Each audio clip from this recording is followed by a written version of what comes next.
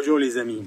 Alors l'émission que je voulais vous diffuser aujourd'hui n'est pas prête, mais pour de très bonnes raisons. En effet, nous sommes en train de travailler sur les détails d'une émission que je veux courte, concise, mais claire et limpide pour que vous puissiez la partager à tout le monde.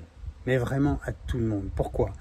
Parce que vous allez voir comment Saint Jean-Paul II et Cardinal Ratzinger, devenu pape Benoît XVI, ont mis en place un plan si ingénieux pour protéger la véritable Église catholique. Vous allez voir comment les ennemis de l'Église, qui sont à la tête au Vatican aujourd'hui du magistère, sont tombés dans leur propre piège et dans leur propre prison qu'ils se sont créés. Ils ne peuvent même plus en sortir. Ils n'ont même pas la porte pour un mea culpa moribond. Il n'y a qu'une seule porte, c'est la demande de pardon pour obtenir la miséricorde du Seigneur. Et vous allez voir comment c'est limpide, comment c'est clair, comment c'est ingénieux, comment c'est intelligent. Vous allez voir, c'est libérateur de... Ça va créer un esprit de joie en vous. Comme moi, là, je suis tellement heureux de découvrir ça. Je suis tellement heureux et fier de participer à cette révélation de comment le Seigneur lui-même protège et sauve son Église. Je commence un peu mieux à comprendre ce fameux triomphe du cœur immaculé de Marie. Et vous allez voir vous-même dans l'émission qui sera en ligne, que je vais diffuser probablement dans la semaine. Je suis en train de réfléchir, j'allais dire demain, mais je ne suis même pas sûr que ça sera après-demain, mais peut-être après-demain. Mais patientez les amis, patientez parce que c'est pour de bonnes raisons. Vous allez voir comment c'est libérateur pour tous ceux qui sont dans la confusion, et j'y étais un petit peu, parce qu'il y a une myriade d'informations, le malin s'est immiscé là-dedans en vue de nous décourager. Mais comme je suis quelqu'un pragmatique, j'ai trouvé un moyen de faire rendre les choses les plus digestes possibles. C'est une grâce de Dieu. Et je suis fier de participer à cette révélation, à cette mise en lumière de ce qui se passe réellement au Vatican et au sein de l'Église catholique. Vous allez voir comme quoi le Seigneur nous dit: les portes de l'enfer ne prévaudront pas sur mon Église. Vous allez voir à quel point c'est réel. Comment Saint Jean-Paul II a bien préparé le terrain, comment Benoît XVI a joué son rôle, et comment, grâce à leur capacité d'exégète, que n'ont pas leurs ennemis, actuellement au magistère, sont tombés dans leur propre piège. Vous allez voir la vérité révélée sur ce qui se passe au Vatican et à l'Église, dans l'Église catholique. Il faut partager ça, les amis. Il faut prier pour nos ennemis, hein, ne pas les vilipender en ligne, ne pas être grossier, surtout pas basculer là-dedans. Au contraire, il faut avoir de la pitié pour eux. Il faut avoir de la pitié pour le magistère actuel. Et vous verrez ce que je vais vous révéler dans l'émission avec Emmanuel, qui a fait un merveilleux travail. On la remerciera bien pendant l'émission. Voilà, en attendant, le Seigneur, je le sens, me demande de rediffuser une vidéo, plutôt un podcast, puisque c'est moi qui parle au micro, sur ce qu'est être catholique. C'est quelque chose que j'ai diffusé il y a à peu près 18 mois, mais c'est le moment de le rediffuser. Vous verrez, alors d'abord je vous invite à bien l'écouter, à bien aller jusqu'au bout, et vous verrez qu'à la fin, je parle de choses qui sont désormais en place et qui vont être encore mieux explicité dans ma prochaine émission que je prépare avec Emmanuel sur la situation actuelle au Vatican et au sein de l'Église catholique. Soyez dans la joie les amis, partagez, parce que vous allez voir que j'allais dire c'est un moment de libération, oui, mais en fait on n'a jamais été emprisonné dans le mensonge. On a juste été un peu dans le brouillard. Vous allez voir comme quoi le Seigneur est à la tête de son Église et qu'elle est intouchable. Elle est indestructible.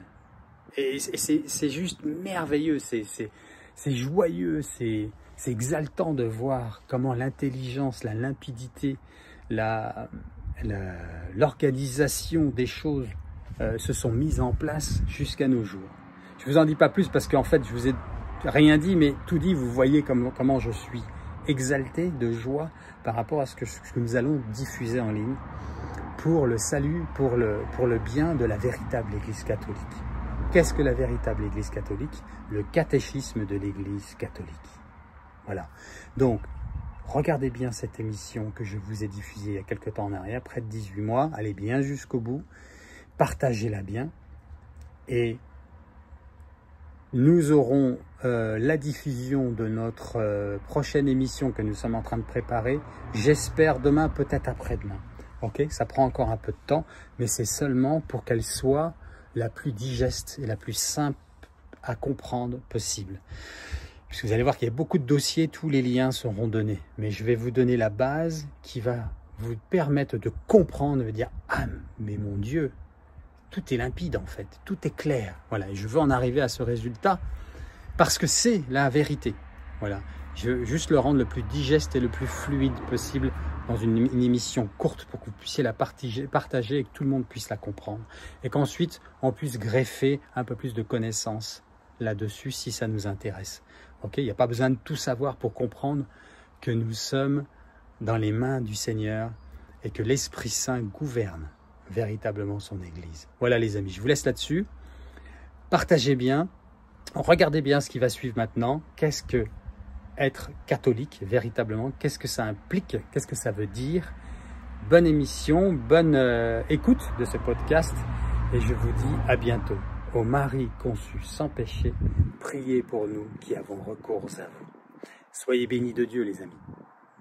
Aujourd'hui, nous allons tenter de répondre à la question suivante. Être catholique, c'est quoi au juste? En effet, si aujourd'hui vous posiez cette question à la sortie d'une église catholique, après une messe dominicale, vous seriez surpris de la diversité des réponses obtenues. Nous allons donc tenter de donner une réponse simple à une question centrale, mais qui fait l'objet d'une certaine confusion dans l'esprit des fidèles de notre époque.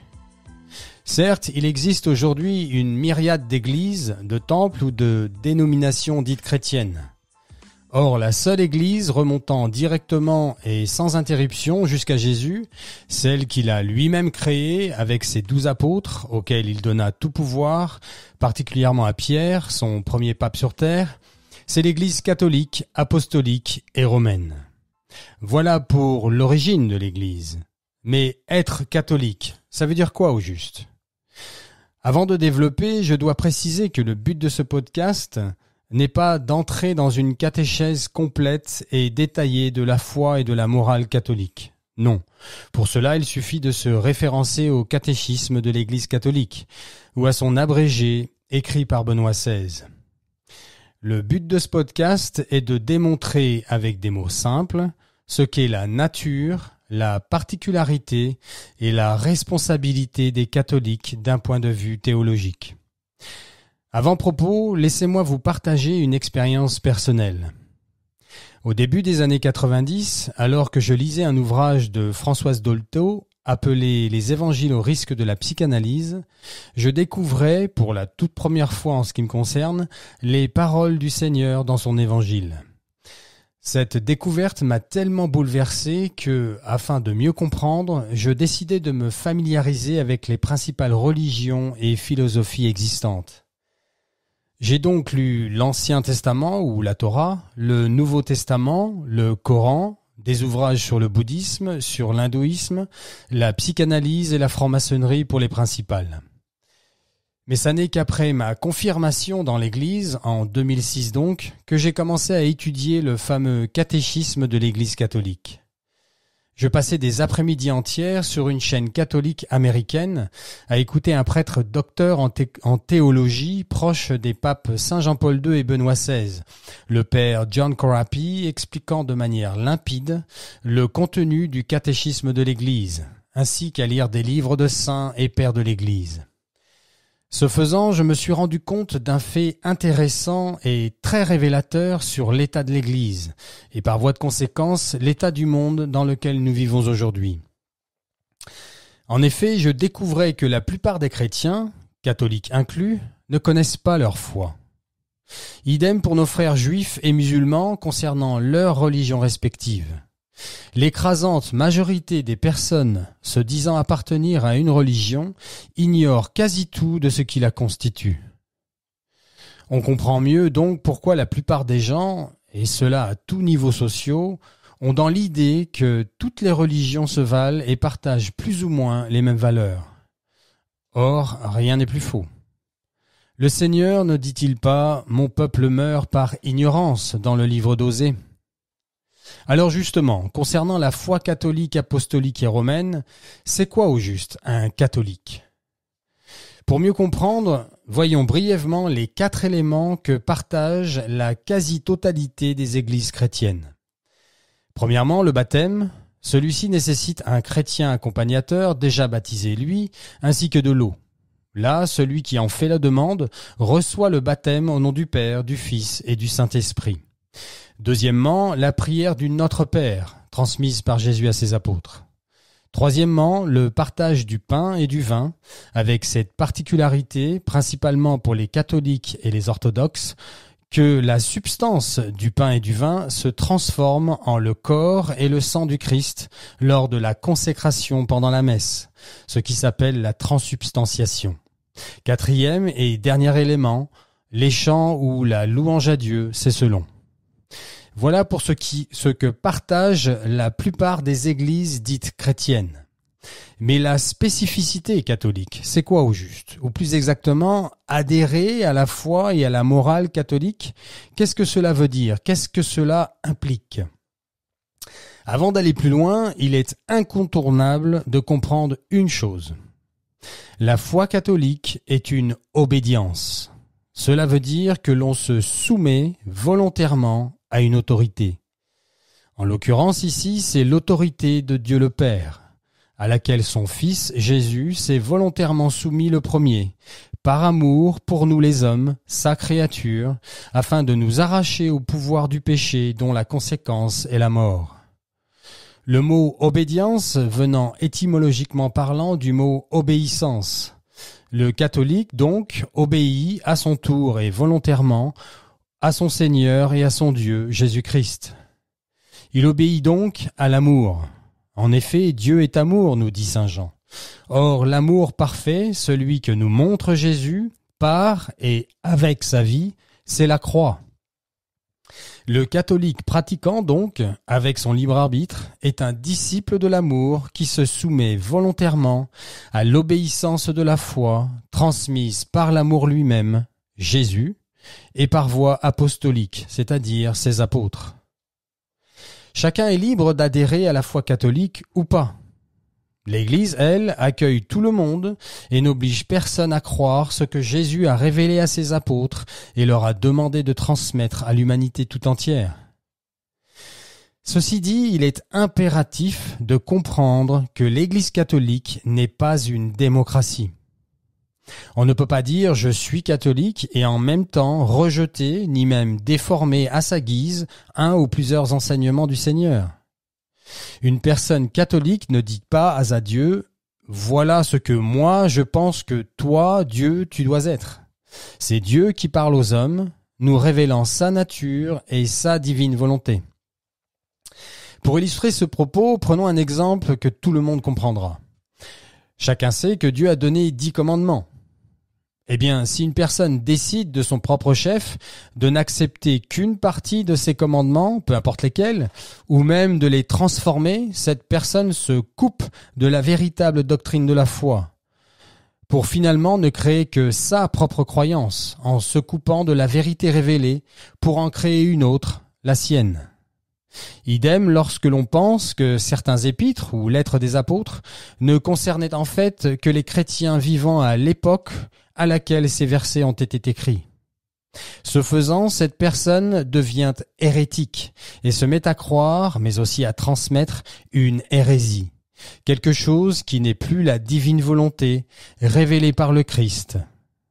On dit de cette personne qu'elle ne croit plus en Dieu, mais en elle-même. L'Église est un don fait par Dieu à l'humanité. Je vais répéter cette phrase. L'Église est un don fait par Dieu le Père à nous, ses enfants, l'humanité. La foi catholique, c'est la révélation par son Fils Jésus sur qui est Dieu, Créateur et Père, ainsi que sa volonté pour nous, sa créature et création. Jésus, Fils de Dieu, est donc venu nous dire et nous montrer la volonté du Père, demandant à ses apôtres de la transmettre à l'humanité à travers son Église qu'il a créée lui-même. Voilà pourquoi on dit que l'Église est sainte. Ce ne sont pas des saints hommes qui constituent son Église, mais c'est son Église qui est sainte, puisque c'est le Saint de Dieu, Jésus, qui crée et institue sa propre Église. Question centrale maintenant. Où et comment peut-on entendre, connaître et se familiariser avec les enseignements de Jésus donnés à ses apôtres pendant les 3 années passées avec eux? Où trouve-t-on la totalité des paroles, des actes et des gestes de Jésus transmis à ses apôtres? Dans la Bible? Le Nouveau Testament? Eh bien non. Ou plus exactement, pas seulement.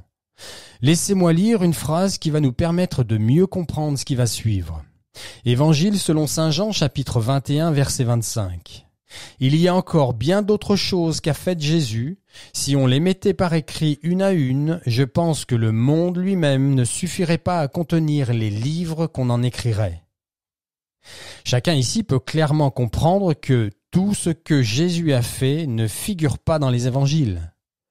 Écoutons maintenant ce que le Seigneur dit à ses apôtres alors qu'il s'apprête à les quitter avant son ascension dans le ciel. Allez donc de toutes les nations, faites des disciples, les baptisant au nom du Père et du Fils et du Saint-Esprit, et leur apprenant à observer tout ce que je vous ai prescrit. De quoi parle Jésus quand il dit « leur apprenant à observer tout ce que je vous ai prescrit » ? Vous remarquerez qu'à ce moment précis, Jésus n'est pas en train de distribuer des petits évangiles de poche à ses apôtres en vue de les répandre à travers le monde. Personne n'ignore non plus que durant les 3 années de formation, aucun des apôtres ne fut jamais chargé d'écrire ce que le Seigneur leur transmettait. Pourquoi, à votre avis ? Au moment du départ du Seigneur dans le ciel, à l'ascension donc, il n'existe aucun écrit concernant ce qu'a fait et ce qu'a dit Jésus à ses apôtres. Pendant 3 années, Jésus les a formés et leur a montré qui est Dieu et quelle est sa volonté. Et comment donc Jésus a-t-il fait cela? Eh bien, par son exemple d'une part, puisqu'il leur révèle qu'il est le chemin, la vérité et la vie, mais aussi par voie orale, en leur communiquant avec des mots, des actes et des gestes posés, sa volonté et celle du Père qui ne font qu'un. Les enseignements que Jésus a demandé aux apôtres de transmettre à toute l'humanité portent un nom. Cela s'appelle la Sainte Tradition, le premier des 3 piliers de l'Église catholique. Le deuxième pilier de l'Église s'appelle le Magistère, c'est-à-dire le pape, ou Pierre, à qui Jésus a donné les clés de sa Sainte Église, ainsi que les apôtres, puis par leur biais les évêques, à qui les apôtres ont transmis cette fameuse tradition, avec des mots, des actes et des gestes posés. Le 3e et dernier pilier de l'Église s'appelle les Saintes Écritures. Les premiers écrits étant, comme chacun sait, les épîtres ou lettres de Paul, rédigées à partir de l'an 50, une vingtaine d'années après la crucifixion. Les évangiles, eux, seront écrits à partir des années 70, lorsque les apôtres décèdent. J'en profite pour rappeler que tous, sans exception, sont morts en martyrs. Quoique, pas exactement, puisque saint Jean est mort de vieillesse, mais il a, lui aussi, connu le martyre par immersion dans un bain d'huile bouillante à Rome. Les évangiles naissent donc lorsque les apôtres décèdent, et que la tradition commence à nécessiter d'un appui supplémentaire que seront justement les Écritures. Or, le magistère, le pape et les évêques donc, vont devoir définir lesquels des nombreux écrits se trouvant en circulation sont hérétiques, c'est-à-dire faux, et lesquels respectent et confirment la tradition des apôtres. Ensuite, une liste de 27 écrits ou livres du Nouveau Testament se fixeront peu à peu vers la fin du IIe siècle, alors que la Bible, dans sa forme actuelle, ne sera officialisé qu'au XVIe siècle par le Concile de Trente. Nous voyons donc qu'à partir du moment où le Seigneur ressuscite, monte aux cieux, puis envoie le Saint-Esprit à ses apôtres, c'est-à-dire la Pentecôte, À ce moment précis, n'existent que 2 des 3 piliers sur lesquels repose aujourd'hui l'Église. Le 3e pilier, les Saintes Écritures, plus communément appelées la Bible, ne commenceront seulement à être regroupées par l'Église qu'à partir du IVe siècle. Et qui donc décide de ce qui entre ou pas dans la constitution de la Bible ? Eh bien, c'est justement le 2e pilier de l'Église, le magistère, du mot magisterium voulant dire bureau des enseignants, c'est-à-dire Pierre avec les apôtres et après eux, le pape avec les évêques. Je réitère donc maintenant la question posée plus haut. Où trouve-t-on ces fameux enseignements donnés pendant 3 longues années par Jésus-Christ à ses apôtres ? Dans la Bible ? Dans le Nouveau Testament ? Nous venons clairement de voir que non. Que l'Église catholique n'est pas une religion du livre, mais une Église où la transmission demandée par Jésus lui-même s'est effectuée et continue à s'effectuer par voie apostolique, avec des mots, des actes et des gestes posés. Pour le dire autrement, ce n'est pas à partir de la Bible seule que l'Église s'assure et garantit la bonne transmission de ce que Jésus et l'Esprit Saint ont révélé aux apôtres. Je vais répéter cette phrase car elle est essentielle. Ce n'est pas à partir de la Bible seule que l'Église s'assure et garantit la bonne transmission de ce que Jésus et l'Esprit Saint après lui ont révélé aux apôtres. Vous l'avez compris, la révélation divine se transmet de manière trine, de 3 manières, lesquelles sont 1. La sainte tradition, c'est-à-dire principalement les enseignements de Jésus transmis par voie orale. 2. Le magistère, c'est-à-dire le pape et les évêques, lesquels sont dépositaires de la sainte tradition. Et 3. Les saintes écritures, validées par le saint magistère à la lumière de la sainte tradition. Mais finalement, frères et sœurs, n'est-ce pas là aussi la façon dont Dieu se révèle lui-même de manière trine en 3 personnes ? Là où se trouve une des 3 personnes de la Sainte Trinité, là aussi se trouvent les 2 autres personnes par obligation et vertu d'unité, nous dit l'Église.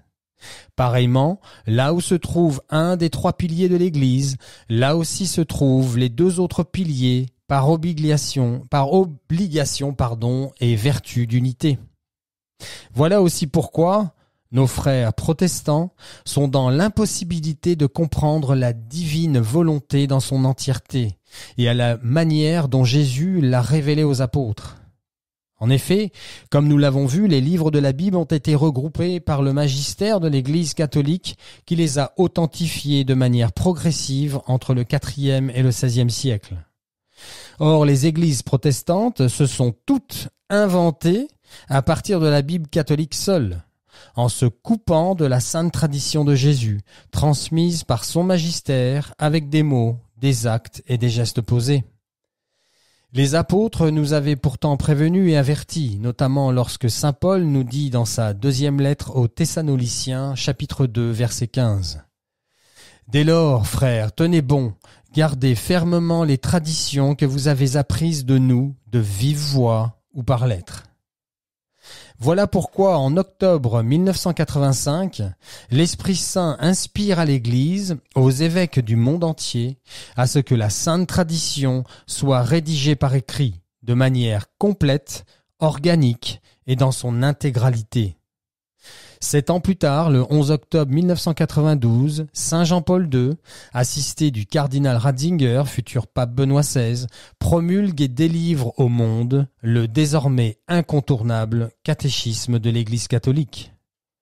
Or, quelle est la définition théologique de la foi chrétienne dans le catéchisme de l'Église ? Laissez-moi nous le rappeler.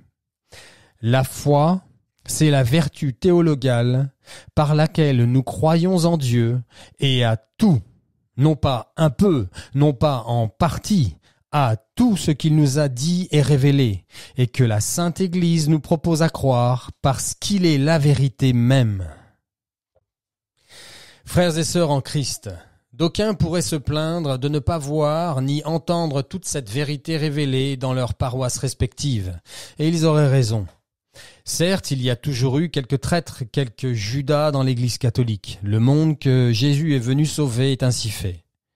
Seulement, nous sommes arrivés aujourd'hui à un seuil critique. Cela, nous le savons grâce aux innombrables avertissements de la très sainte Vierge Marie à travers tant d'apparitions depuis la fin du XIXe siècle, notamment à la Salette, Lourdes, Fatima, Garabandal, Akita et Medjugorje, pour ne mentionner que les plus connus. Lesquelles apparitions, celles déjà reconnues par l'Église ainsi que celles toujours en étude, nous préviennent, toutes sans exception, du manque de révérence envers la présence réelle du corps, sang, âme et divinité dans le Saint-Sacrement.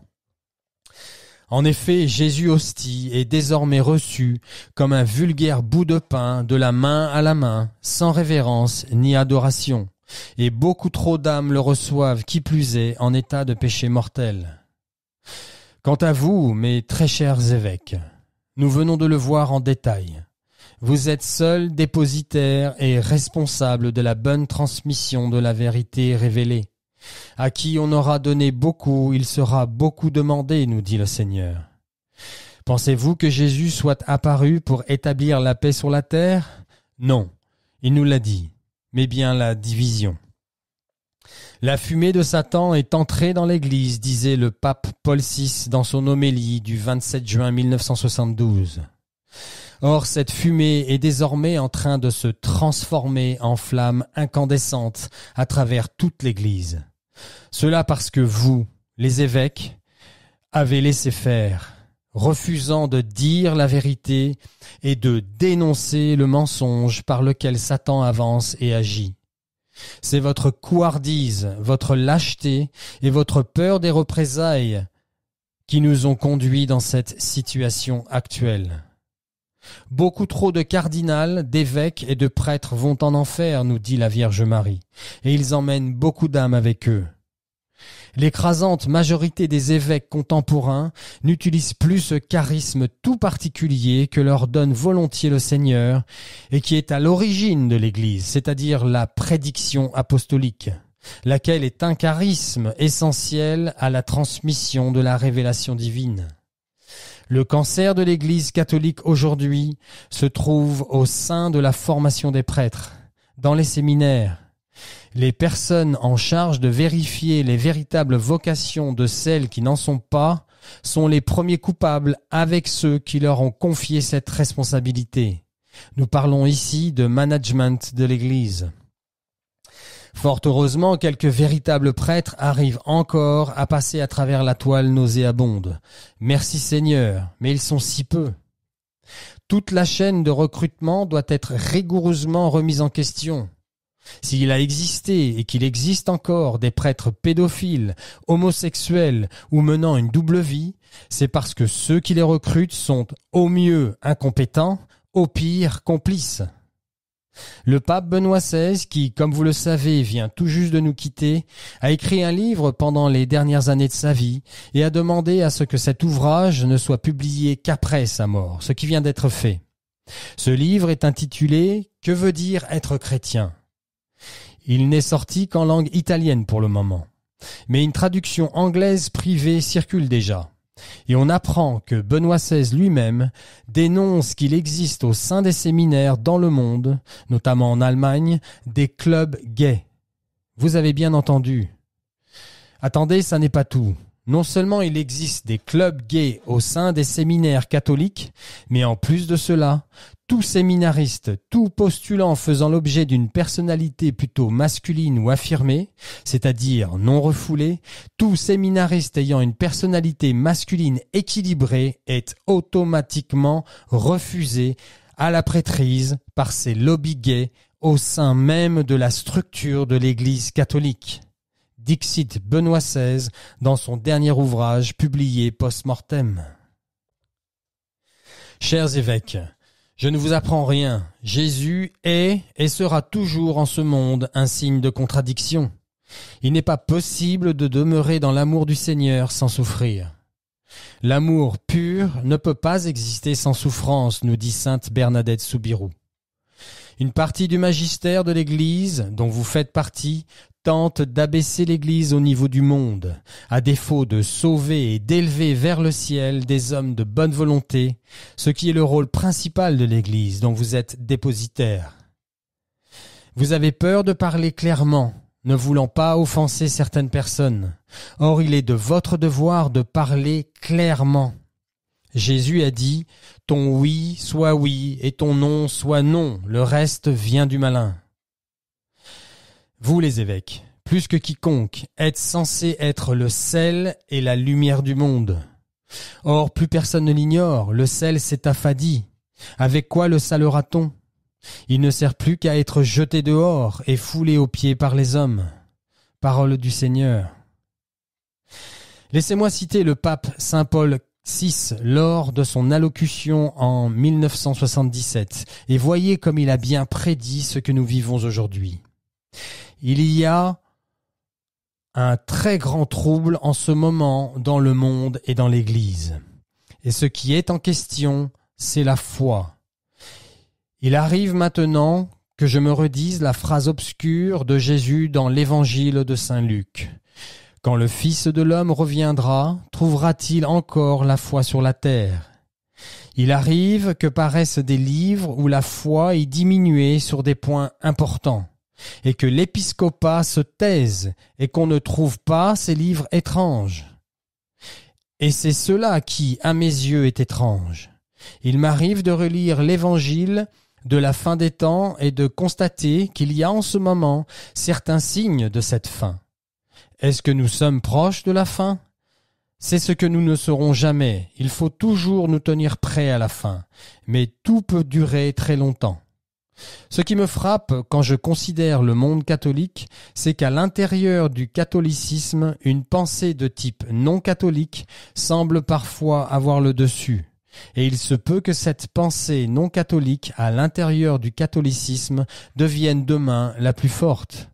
Mais elle ne représentera jamais la pensée de l'Église. Il faut que subsiste un petit troupeau, même si c'est un troupeau tout petit. Fin de citation.